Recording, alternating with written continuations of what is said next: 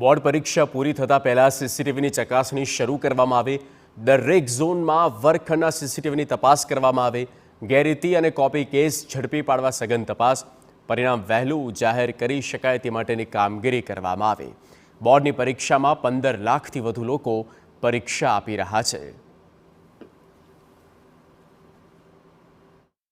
આ વર્ષે બોર્ડની પરીક્ષાના પરિણામો જલ્દી આપવા માટેનું નક્કી કરવામાં આવ્યું છે। અત્યારે હાલ જ્યારે બોર્ડની પરીક્ષા ઓલરેડી ચાલી રહી છે ત્યારથી જ સીસીટીવીની તપાસણી પણ અત્યારે હાલ શરૂ કરી દેવામાં આવી છે। આજથી જ આ તપાસ શરૂ થઈ છે અને રાજ્યમાં જે 15 લાખ વિદ્યાર્થીઓ પરીક્ષા આપી રહ્યા છે અને તમામ ક્લાસરૂમમાં જ્યાં સીસીટીવી લગાવવામાં આવ્યા છે એ તમામ સીસીટીવીની ચકાસણી થતી પણ આપને જોવા મળી રહી છે। મહત્વનું છે કે જે તે જગ્યા પર ક્લાસરૂમમાં હાજર હોય ત્યારે જો કોઈ વિદ્યાર્થી ગેરરીતિ કરતા હોય છે તો ત્યાં જ એની તપાસ કરવામાં આવતી હોય છે, પરંતુ એ સિવાય કેટલીક બાબતો છે અથવા તો એ તપાસથી દૂર રહી જતા હોય છે ત્યારે એ સ્થિતિમાં સીસીટીવી તપાસ કરીને કોઈ પણ પ્રકારની ગેરરીતિ થઈ છે કે નહીં એની તપાસ અત્યારે હાલ ચાલી રહી છે। ડીઓ કક્ષાથી આપણી સાથે ઓફિસર છે, એમની સાથે વાતચીત કરીએ। મેડમ, કયા રીતની તપાસ કરવામાં આવી રહી છે અને ક્યાં સુધીમાં પૂર્ણ કરવાનું આયોજન છે? બોર્ડ તરફથી 26મી માર્ચ સુધી પૂર્ણ કરવાનું કીધેલું છે।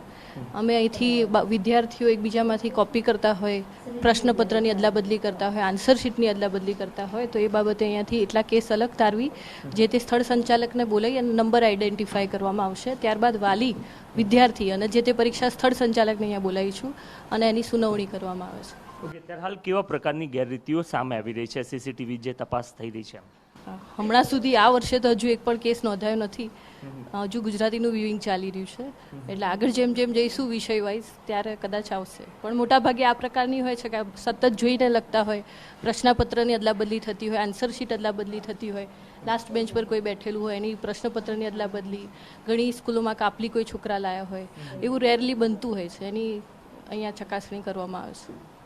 તો ક્લાસરૂમમાં જ્યારે નિરીક્ષક હોય છે ત્યારે ઘણી બાબતો એમની નજરથી દૂર રહેતી હોય છે અને એના જ કારણે જે તમામ સીસીટીવી લગાવવામાં આવ્યા છે એની અત્યારે હાલ બારીકાઈથી તપાસ થતી આપને જોવા મળી રહી છે। અને જે પણ વિદ્યાર્થીઓએ અહીંયા ગેરરીતિ આચરી હશે એ તમામ વિદ્યાર્થીઓએ પહેલાં તો સ્થળ સંચાલકને બોલાવવામાં આવશે અને ત્યારબાદ ડીઓ કક્ષાએ તેમજ બોર્ડ કક્ષાએ હિયરિંગ થશે અને ત્યારબાદ જે છે એ ખરા અર્થમાં એમના ઉપર કોપી કેસ બને છે કે નહીં એ સંદર્ભમાં નિર્ણય કરવામાં આવશે। વિવેક ઠાકોર સાથે નરેન્દ્ર રાઠોડ, TV9 અમદાવાદ।